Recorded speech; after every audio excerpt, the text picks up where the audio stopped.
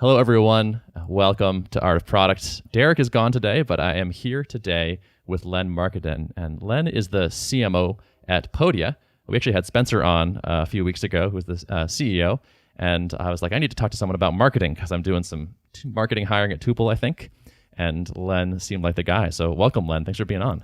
Yes, it is my pleasure. Excited to be hanging today. Yes. We were just commiserating before the call. We're both working on hiring, and it's shockingly draining. I can't believe how tiring. So the phase I'm at right now is just writing job descriptions, and I'm kind of blown away at how tiring it is to write for an hour.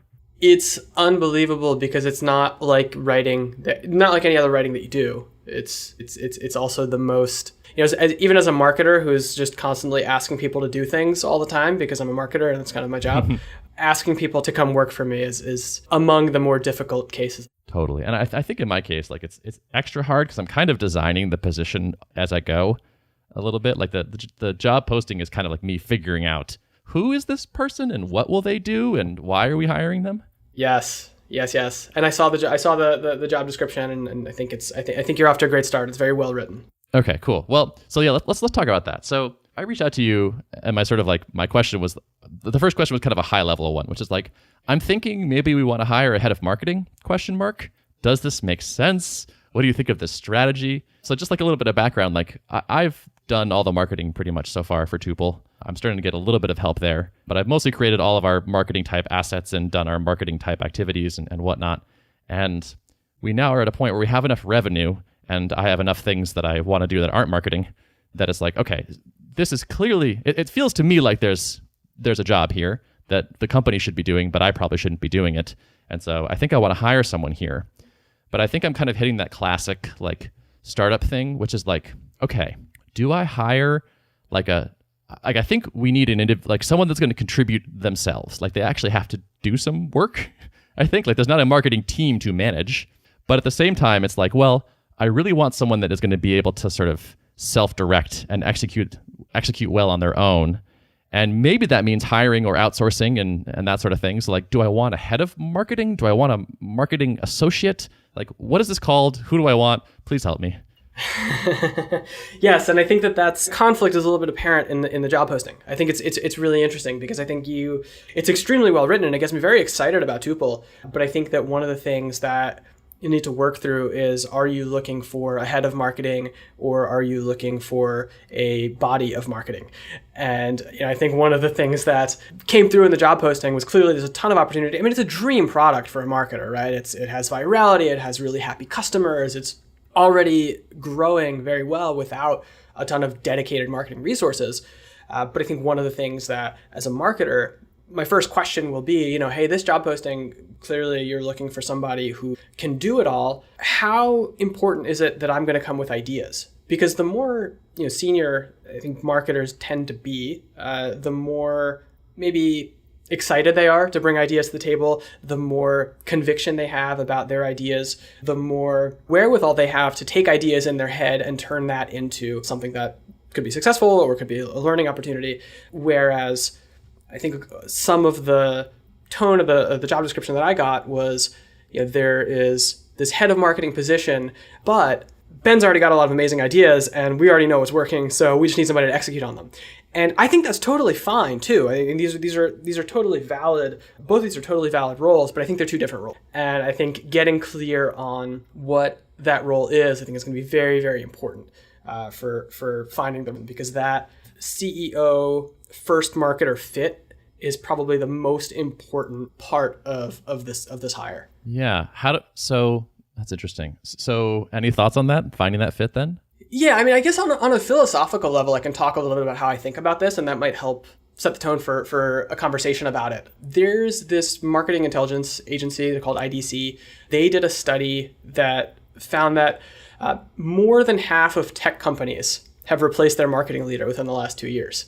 And I talk about this a lot when I talk about hiring, because companies can cite many reasons for that, but at the fundamental level, it's almost always because of misalignment between the CEO and the marketing leader. And a lot of it comes down to what, the initial intent and the initial foundational beliefs about marketing the CEO has. And I guess I can give you an example. Can I say something controversial on this podcast? Possibly. Is that allowed? All right. We'll see. I'll say this. It might get me canceled. It might get you canceled. I apologize in advance. I know you're a musical guy. So Aerosmith is a solid band. I think they have some really strong records. But they did a cover of Come Together by the Beatles. And it was trash. It was awful. It was I will go on record as saying it was the worst mainstream cover song of all time. And the reason for that is that the original intent of the song was just totally lost. It felt entirely at odds with Aerosmith's delivery of it, right? That song was written for McCartney's bass line. It was written for John Lennon's, how to describe his voice. He's like a refined sage when he sings. And so the original intent of that song totally lost. And the reason I bring it up is that if you take a brand that's all about feelings, emotions, and humanness, and you put it in the hands of this brilliant mad scientist marketer, believes with every fiber of their being that the correct answer is only what the data shows, and that's not going to end up. Because the best way to feel something, the best way to make people feel something, very rarely found in a database. But you can turn that around too, right? And the Beatles probably would have done a pretty poor job of covering Walk This Way. And if the CEO of the business is entirely data-driven iteration and truth in numbers, then that heart-centered marketer is probably not going to make you very happy. Now, very few businesses are all on one side or the other. Most are somewhere along the spectrum. But I think it's very important to think about what values you have as a CEO, what your fundamental beliefs about marketing are, and tying that into who this ideal person is. And I think you actually do a pretty strong job of that. The job posting that you wrote, I think you talk quite a bit about what you believe about marketing, what you believe the right channels are, which channels you believe have promise. So then I think, the question becomes, what's going to be complementary to Ben as CEO here?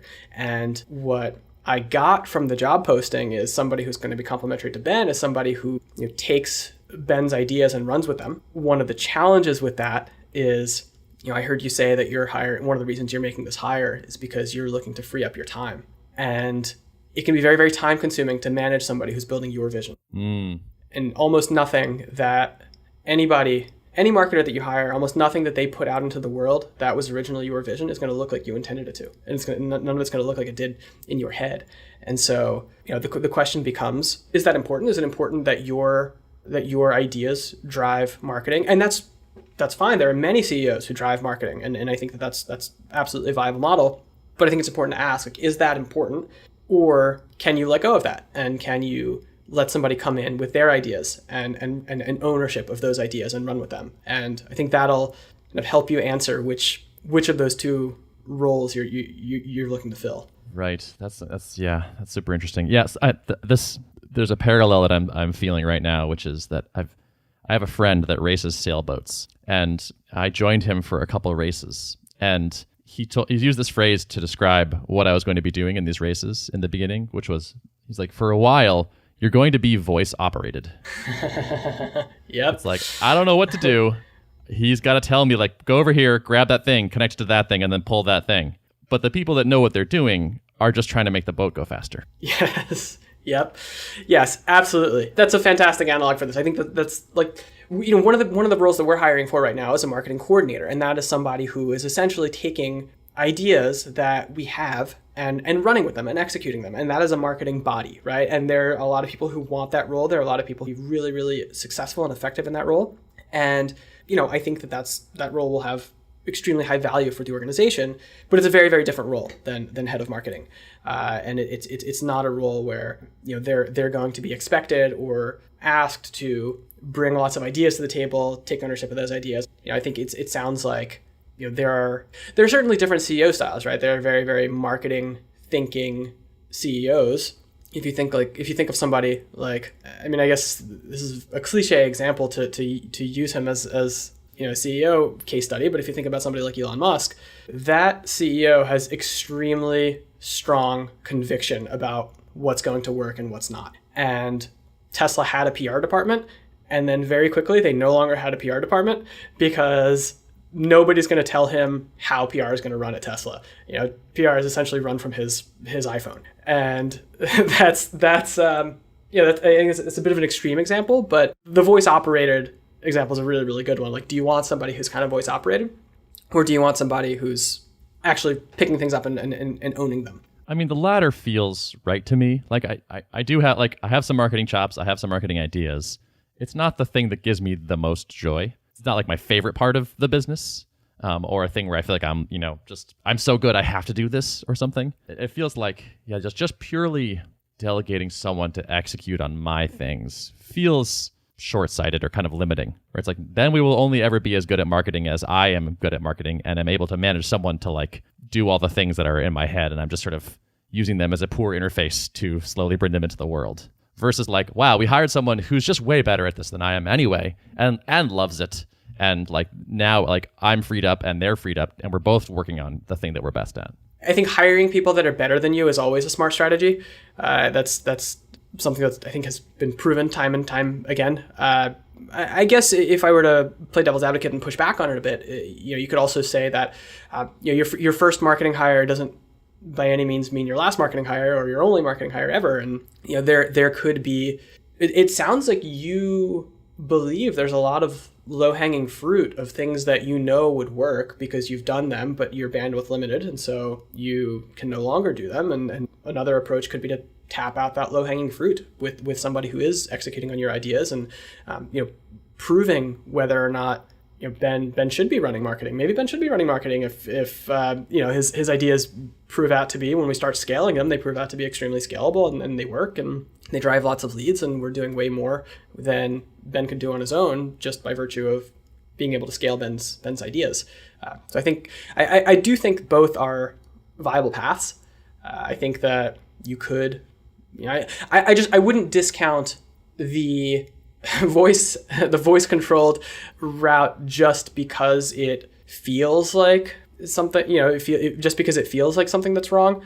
I think both paths could absolutely work, but I don't necessarily think there's a wrong decision for the business. There's just a decision that needs to be made and committed to. Because the first question that you'll get if you put head of marketing in a job posting and then talk about how they're going to be executing their ideas is, how much room for my own idea in this vacuum? Do you think if I did say like, all right, I'm going to try to find a person who is going to have their own ideas and execute those, and I'll provide some input, but not a lot. Is head of marketing the right name for this person? Like, can you be a head of a one-person department? Yes, I think so. I think a lot of the best marketing leaders I personally know probably got their start in that. I mean, I think the two kind of paths that are traditionally the way that marketers grow up through the ranks are they either start as a team of one in a small company and cut their teeth that way, and they've been on teams before and they want a chance to kind of prove themselves and do their own thing, and they start as a team of one at a small company and then get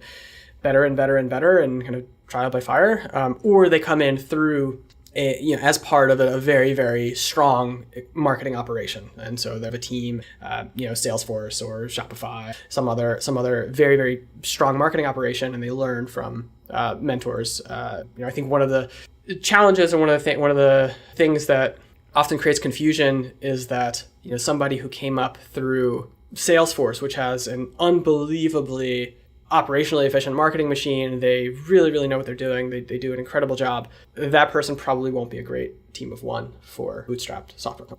It's just, they're fundamentally different skill sets. And so I think finding somebody who has experience as a team of one, I think who maybe is a team of one and has the title of marketing manager or marketing associate or marketing coordinator, but is ready for a next step, has proven themselves a bit. I think that head of marketing title is totally fine. It's attractive to the right candidate who is ambitious and to take that next step. And also, I think you're signaling with that role that it is a team of one, but if you prove yourself, there's room to grow, right? Because there's always as much money for marketing as marketing brings in. Yes, right. Like if we would be foolish to not add more people to that machine if it's working. Right. Yes. Yeah, exactly. Right. I mean, if you have a machine that proves that it can go to 11 with acceptable unit economics, I think there are some compelling arguments to be made for why would you ever keep it at 5. Yeah, that was one concern I had with the head title, was just like, is it silly to have a head that's not ahead of anything exactly yet? Or like, there's no other people involved for the moment. That was sort of my intention with that choice, was to kind of signal like, what we hope happens here is you come in and are amazing, And we're like, we need to give this person more money and resources as soon as possible because we want more of what they're doing. Yes, I think an aspirational title is a fantastic way to galvanize an ambitious, hungry marketer with it. That sounds less like a voice-operated person. Yes. The voice-operated person, I would say, is not a head of marketing. That is a marketing associate, a marketing coordinator. This data versus emotion thing was an interesting, like, philosophical distinction that I had not thought about at all. It's something that I just think fundamental beliefs are so important at this stage because knowing the values that you have as a leader, how you believe the company should run, your first marketing hire needs to be really aligned with that. As you grow and this head of marketing does an amazing job and you put more resources into marketing and you build your team there will be a lot more room for different approaches, and you can have a data marketing team and you can have your brand marketing team. But there's so much for a first marketing hire to do because they're operating as a team of one that being misaligned on the fundamental truths of your business is going to end up in a level of lost productivity due to constant friction that is almost certainly going to be fatal to their chance of success. Because if you just fundamentally don't believe what they believe about marketing, nothing's ever going to get out the door. Yeah. I'm not sure where I come down. Actually, I feel like I have revealed preferences here. So like, I think so. What is your perception of that? You seem like you have a thought on that. Well, I think that you are from what I know about you, and that's from following you on the internet and listening to your podcast, I believe that I don't know if you've articulated this specifically, but I think that you have strong beliefs about how you see the programming world. And I think that you have conviction about the way to push programming forward. I think that you have strong convictions about the path to improvement for many programmers. And that to me is a much more, the way I've seen you market Tuple is through storytelling and through that more kind of story, heart-centered, human approach. I don't know what you're doing behind the scenes, but you don't seem like the kind of person who is, turning knobs in a marketing lab so much. I think given some of the marketing projects you've shipped, I think you're very much somebody who believes marketing is about aligning the way that you see the world with, or finding other people who see the world the way that you see them. And I think that's, extremely powerful. It's not the only correct way to do marketing, but I think it's extremely powerful. And I think that it is an approach where somebody who is fundamentally data obsessed and data driven will have trouble with. Like, they'll have trouble with a lot of the projects they'll have trouble with, some of the ways that you've marketed the business, simply because you see the world in different ways. And I think it's over time and as the company grows larger, I think there's a lot of room and a lot of opportunity in bringing into the world in a fundamentally different way. But for somebody that is essentially taking the ball and running with it at this very, very nascent stage in your business's marketing machine, I think having that alignment is extremely important. Totally. Yeah, that resonates really strongly. I also have been thinking, I'm just like realizing as we talk about this, it's like, am I a data-driven marketer? And like, I don't even know where the signups are coming from. We don't have Google. We use Fathom Analytics. I don't really look at it. It's like, there's some refers in there, and we could ask people where they found us, but I don't know. It's not a thing that fascinates me, and I haven't been tweaking the knobs. And there's probably that's not to say that's great, right? Like there's probably some data driven stuff that in there that would benefit us. I don't think that's optimal by any means, but yes, I think I subscribe to the Jonathan Colton school of marketing, where he said he's this independent musician, and he says he thinks of market he said there's a big cow, and the cow eats interesting music and content and things that I do, and it poops money. And I don't really know how it all connects and what's going on in between, but it keeps working, so I just keep feeding the cow. Right, that's a good cow to have. That is a good cow to have. Yeah, and I think that's. I think you don't want to find the marketer who you don't want your full-time marketer to not have ever logged into Fathom Analytics, and you want them to have some semblance of understanding of what the levers are and what knobs to turn, because like I said, very few people are on one of the polar sides of the spectrum. Are on one of the poles. Most people are somewhere in the middle. And I think that in general, you want to find somebody who's not on the opposite end of the spectrum from you. And so finding a marketer who is driven by telling really amazing, compelling stories, by educating the market, by taking a value first approach to marketing, but then can marry that with, all right, here's some of the education that we're doing. Here are some of the storytelling initiatives that we're doing. And here's what that means on the other side of the business. Here's what putting $1 into this means on the other end of the cow. Mm-hmm. Here's what's coming out. And so having a marketer who maybe is not obsessed with that, but who can bring that weight in to the equation, I think can be very, very helpful. Yeah. So I wrote a bit about this where I said in the job posting that like your first goal is to double the number of trials we're getting without destroying our conversion rate. What do you think about having that in there? I think it is, if you think it's realistic, I think it is a fantastic goal. I think that everything that follows that goal is how you think we should get there.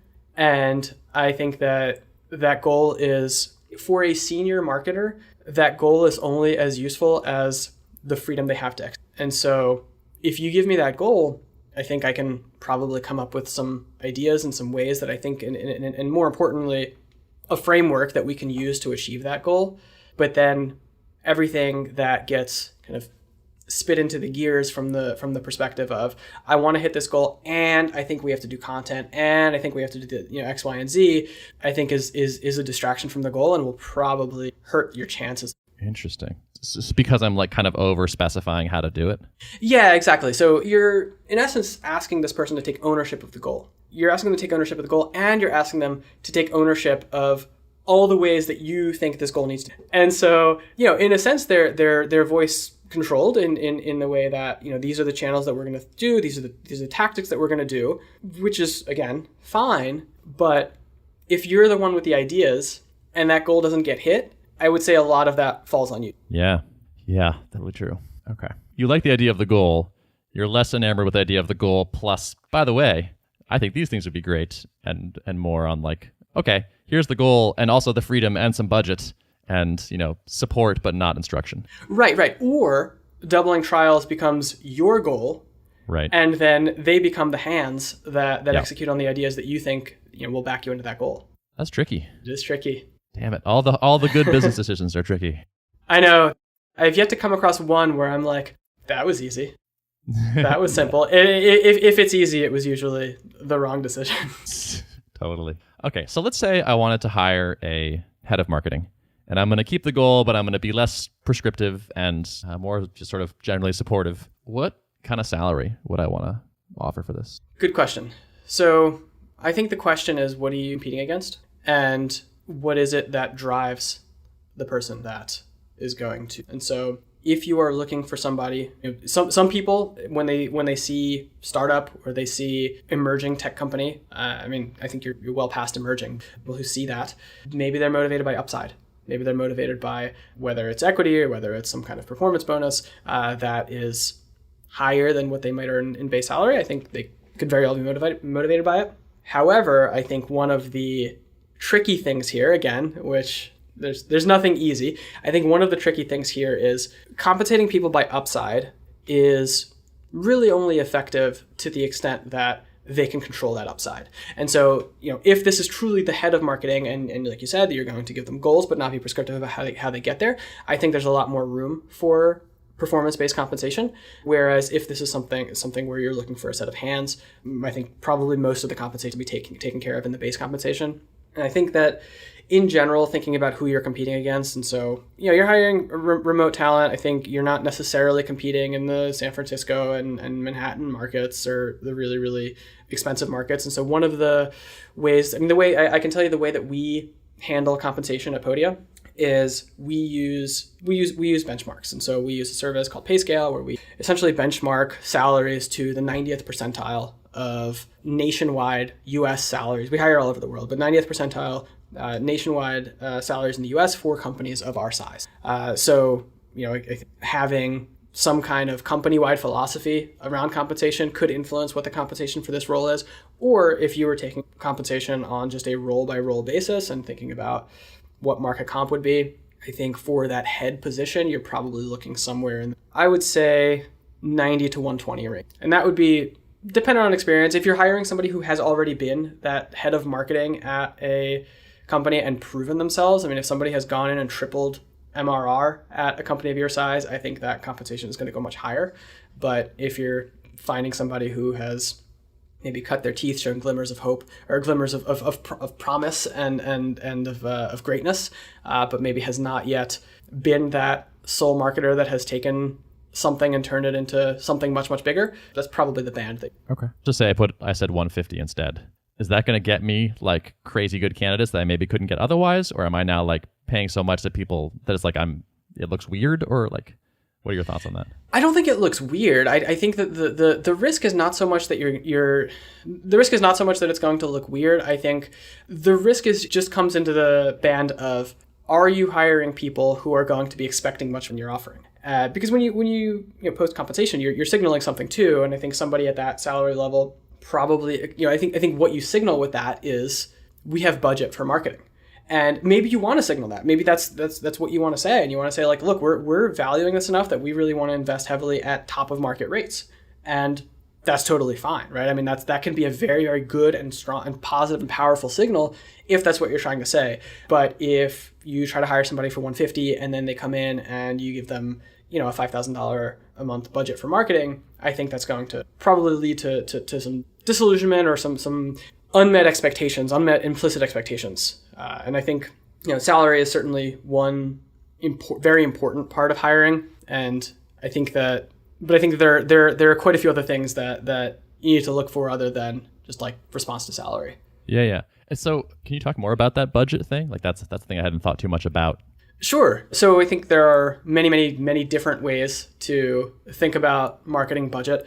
Some people do it as a function of revenue. Some people do it as a function of customer acquisition cost. Some people just do it as a function of gut. And here's what feels right to us. In general, I think a decent benchmark or a decent rule of thumb for businesses hiring their first in-house marketing hire is to take the marketing hire's salary and divide it and take essentially 10% of that and budget that for monthly marketing expenses. There are also different philosophies for how that money should be spent, right? I mean, I think that there are schools of thought that say spending $1 now is far more valuable than spending $1 in 6 months. And so they front load the annual budget and they say, all right, we're going to take this, instead of a monthly budget, we're going to take an annual budget, but we're going to try and spend 40% of it in the first 2 months to learn and see what kind of signals we get back from the market and see what we should lean into and scale. The challenge with that is there's very, very heavy bandwidth suck from trying to deploy all of that budget for one person, for a team of one. And so that generally works better on it. And so I find, for a team of one, I think a monthly budget is probably a good place. Okay. And then I guess we're adjusting that over time based kind of on a lot of factors, like a little bit of feel, a little bit of data. A little bit of feel, a little bit of data. Yeah. I mean, if you find the pot of gold that's going to drive customers at, 4-to-1 acquisition, lifetime value to acquisition cost ratio, then that budget should, in theory, become unlimited. Mm-hmm. Yeah.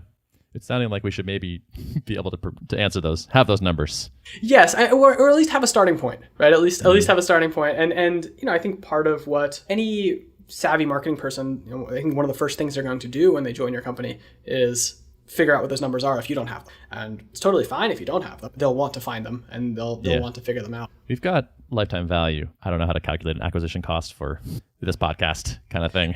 Sure. What we've been doing so far. I don't think we spent almost any direct dollars to date.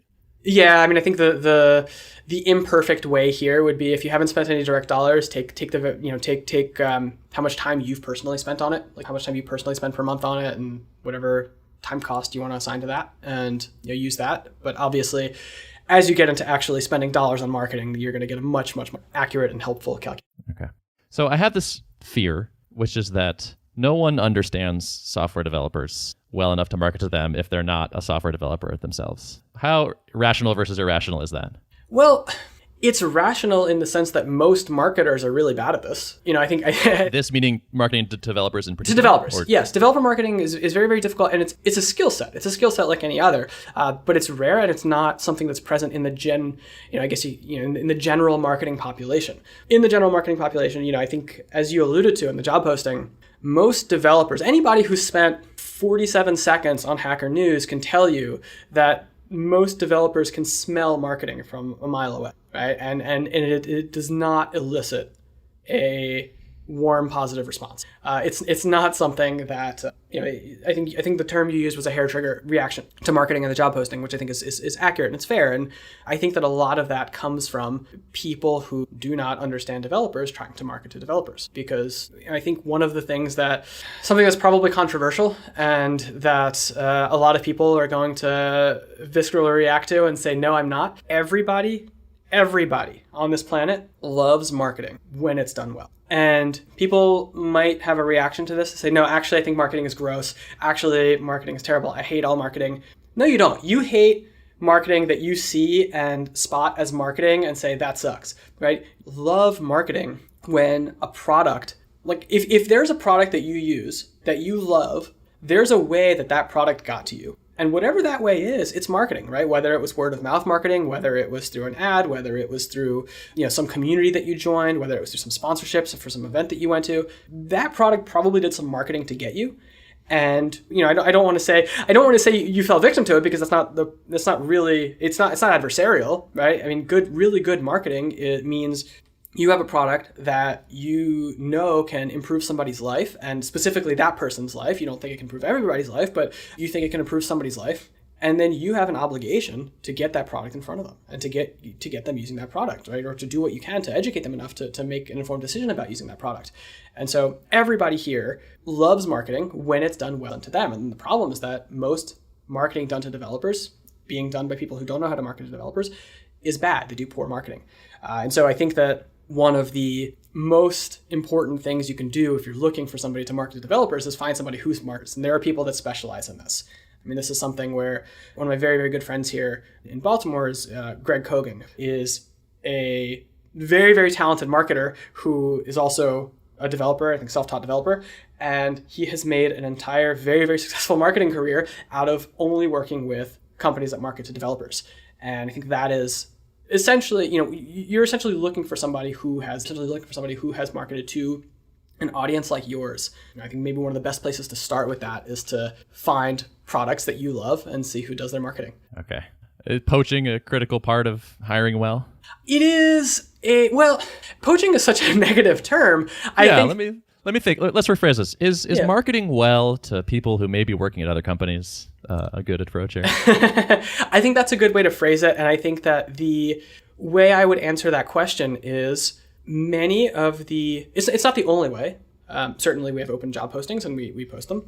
But many of the absolute best marketers in any field, just like many developers in any field, have jobs, right? They have jobs because they are...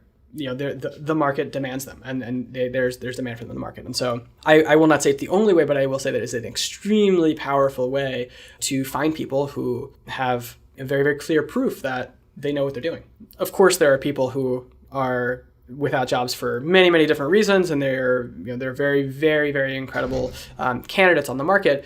But I would not solely go with the approach of putting a job out on ZipRecruiter or Remotely or Web. Those are all platforms, but I think that you'd be well served to try some form of marketing to people who have jobs. Yeah. Okay. So I'll admit, like this sort of task does not appeal that much to me. It's not like the thing that gets me excited to do. Is that kind of like, yeah, too bad. That's like the phase you're at, and like this is the CEO's job, so do it. Is there any outsourcing or hacks around this that is, might fit my disposition more? Well, certainly. I mean, there are as many services as you're willing to pay for. It's, certainly. Do they work? Have you had good results with recruiters like that? Well, we haven't used recruiters because for us, I do actually really enjoy recruiting, and it's I think a fundamental. I do see it as a fundamental part of my job. I know many CEOs see it as a fundamental part of their job. I know many CEOs do not. Many CEOs loathe recruiting, and I think there are people who say, well, too bad. That's your job. But I think recruiters like marketers, are another thing that get a very bad rep with developers, especially because most of the recruiter emails that you get are very bad and are not, are not really well personalized or crafted or really aligned with what it is that you want. There are recruiters that have very good reputation. There are recruiters that have very good, very, very strong track records. But I think the other way that I would push back or maybe rephrase is, when you say that you don't think recruiting fits your disposition, I imagine you're talking about cold one-on-one outreach to marketers. Yeah, and sort of rigorous tracking and following up and, okay, it takes me 18 months to recruit this person and I check in every 6 months pretty reliably kind of thing. Yeah. So that's something that's one way to do recruiting. And certainly I think if you were looking at quote unquote best practices, that would be on there. But I think there are other ways to do recruiting. I think that there are many ways to do recruiting that maybe do fit your disposition better. I think you are clearly extremely adept at talking into a microphone and reaching a crowd of people. And so that's another form of recruitment, right? Whether that means going on, I think there are some very, very targeted technical marketing podcasts that would be delighted to have you on as a guest to talk about your experience as a developer, thinking about how to hire a marketer for the first time and how you're navigating these waters. Because as a marketer who wants to work with developers, there's gold in those hills, right? That's something where I think most technical marketers would love to hear that kind of perspective. That's something that I think would actually fit your disposition very, very well. I like that a lot because it's not a thing that everyone can do or is doing. It's exactly a bit different than the status quo, which I really appreciate. Right. It's your unique strike zone. And that's something that, I think could kind of go very, very well for you and doesn't require nurturing a lead for 18 months. Yeah. Are there any specific podcasts that come to mind as we sit here, or do you need time to think about it? That's a good question. I guess the Dave Gerhardt has a podcast. I think a lot of B2B marketers, especially listen to. You could reach out to Dave. I know he has primarily marketing leaders on his podcast, but I think that potentially a non-marketing leader or a CEO who's doing marketing to come give that perspective could be really, really valuable for an audience like that. There is Brendan Hufford has a podcast around marketing and SEO that I think could be a really, really good fit here. I'm sure there are some technical marketers in his audience. I can come up with some more ideas and send you over a list, but that's where I would start. And I think that one of the best ways to start probably is to ask a bunch of developers, hey, what podcast have you ever learned anything about marketing from? Awesome. Taking so many notes here. This is great.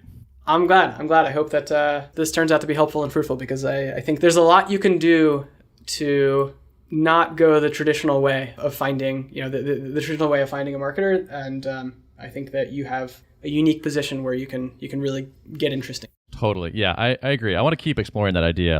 That to me feels like a really good seed to nurture and figure out because that just resonates. There's just so much strength in not taking the normal front door that everyone else is taking. 100%. Where I'm completely undifferentiated and even don't like it. It's not even a door I want to walk through. Right. That's exactly right. Yeah. Why would you swim in this water? You hate it. Right. Yeah. Okay.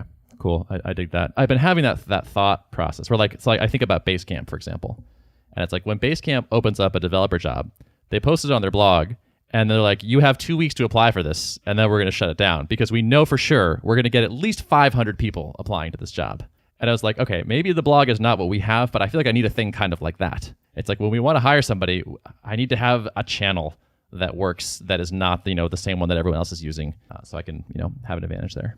Yeah, the awesome thing is you have a channel. You've spent a long time building a channel that literally nobody else on the planet has except for Derek.